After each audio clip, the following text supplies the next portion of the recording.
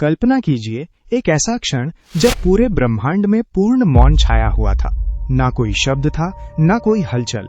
केवल कैलाश पर्वत की हिमाच्छादित चोटियों पर ध्यान मग्न बैठे भगवान महादेव थे। उनकी बंद आंखों के भीतर समाया था समस्त सृष्टि का रहस्य। समय मानो थम गया था। देवता भी प्रतीक्षा में थे, ऋषि भी मौन थे और प्रकृति भी अपनी सांसें रोककर उस दिव्य तपस्या की साक्षी बनी हुई थी। हजारों वर्षों तक भगवान शिव समाधि में लीन रहे। उनकी चेतना पूरे ब्रह्मांड में व्याप्त थी। वे केवल स्वयं के लिए नहीं, बल्कि समस्त जीवों के कल्याण के लिए तप कर रहे थे। उस तप की ऊर्जा से संसार संतुलित था। लेकिन समय के साथ जब उनकी दिव्य दृष्टि समस्त लोकों पर पड़ी, तब उन्होंने देखा कि पृथ्वी पर मनुष्य मोह, क्रोध, लोभ, अहंकार और अज्ञान के जाल में बुरी तरह उलझ चुका है। धर्म का मार्ग कठिन होता जा रहा था। सत्य का पालन करने वाले कम होते जा रहे थे और अधर्म धीरे धीरे लोगों के जीवन पर अधिकार करता जा रहा था। महादेव का हृदय करुणा से भर उठा। वे संहार के देवता अवश्य हैं, लेकिन उनका हृदय सबसे अधिक दयालु माना जाता है। वे अपने भक्तों का दुख स्वयं महसूस करते हैं। जब उन्होंने असंख्य प्राणियों को दुख, भय और पीड़ा में तड़पते देखा, तब उनकी बंद आंखों से एक दिव्य अश्रु छलक पड़ा। वो कोई साधारण आंसू नहीं था। उसमें महादेव की करुणा, तपस्या, शक्ति और अनंत कृपा समाहित थी।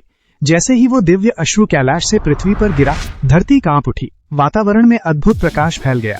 देवताओं ने आकाश से पुष्प वर्षा की। ऋषियों ने अनुभव किया कि कोई महान दिव्य घटना घट चुकी है। कुछ समय बाद उसी स्थान पर एक छोटा सा अंकुर फूटा। धीरे धीरे वो अंकुर एक विशाल वृक्ष में परिवर्तित हो गया। उसकी शाखाओं पर ऐसे फल लगे जिन्हें पहले किसी ने कभी नहीं देखा था। जब वे फल पककर सूखे, तब उनके भीतर से कठोर, दिव्य और अद्भुत बीज निकले। वही बीज आगे चलकर रुद्राक्ष कहलाए। रुद्र अर्थात भगवान शिव और अक्ष अर्थात आंसू या नेत्र। इसलिए रुद्राक्ष का अर्थ हुआ रुद्र के नेत्रों से निकला पवित्र अश्रु।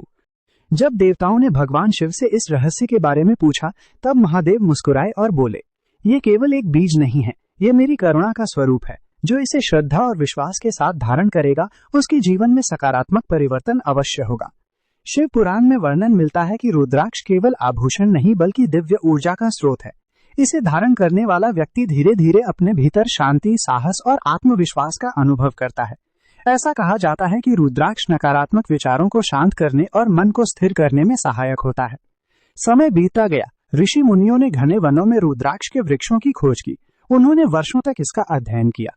ध्यान और साधना के दौरान उन्होंने अनुभव किया कि रुद्राक्ष धारण करने से मन अधिक एकाग्र होता है, मंत्रों का प्रभाव गहरा होता है और ध्यान की अवस्था सहज होने लगती है। यही कारण था कि अनेक योगी, सिद्ध पुरुष और तपस्वी रुद्राक्ष को अपने जीवन का अभिन्न अंग मानने लगे। कहा जाता है कि एक बार देवर्षि नारद ने भगवान शिव से पूछा, प्रभु, यदि कोई व्यक्ति केवल रुद्राक्ष धारण कर ले तो क्या उसे आपकी कृपा प्राप्त हो सकती है? महादेव ने उत्तर दिया, यदि रुद्राक्ष केवल दिखावे के लिए पहना जाए तो उसका लाभ सीमित होता है, लेकिन यदि उसे श्रद्धा, सदाचार और सच्चे मन से धारण किया जाए तो वो साधक को मेरे समीप ले आता है। ये उत्तर केवल नारद के लिए नहीं, बल्कि प्रत्येक मनुष्य के लिए एक संदेश था। भगवान शिव ने स्पष्ट किया कि किसी भी पवित्र वस्तु का वास्तविक प्रभाव तभी प्रकट होता है जब उसके साथ सच्ची भावना जुड़ी हो। रुद्राक्ष के प्रत्येक दाने पर प्राकृतिक रूप से बनी रेखाएं होती हैं, जिन्हें मुख कहा जाता है। प्रत्येक मुख का अपना अलग महत्व माना गया है। एक मुखी रुद्राक्ष, इसे साक्षात शिव का स्वरूप कहा जाता है। पंचमुखी रुद्राक्ष ये सबसे अधिक प्रचलित है और इसे सामान्य साधकों के लिए अत्यंत शुभ माना जाता है। 11 मुखी रुद्राक्ष, इसे स्वयं एकादश रुद्र का प्रतीक माना गया है। प्रत्येक रुद्राक्ष अपने भीतर एक विशेष आध्यात्मिक संकेत समेटे हुए है। पुराणों में वर्णन मिलता है कि देवता भी रुद्राक्ष धारण करते थे। अनेक ऋषि अपने जप के लिए रुद्राक्ष की माला का ही उपयोग करते थे। माना जाता है कि रुद्राक्ष की माला से किया गया मंत्र जप मन को शीघ्र एकाग्र करता है। यही कारण है कि आज भी लाखों साधक ओम नमः शिवाय का जप रुद्राक्ष की माला से करते हैं।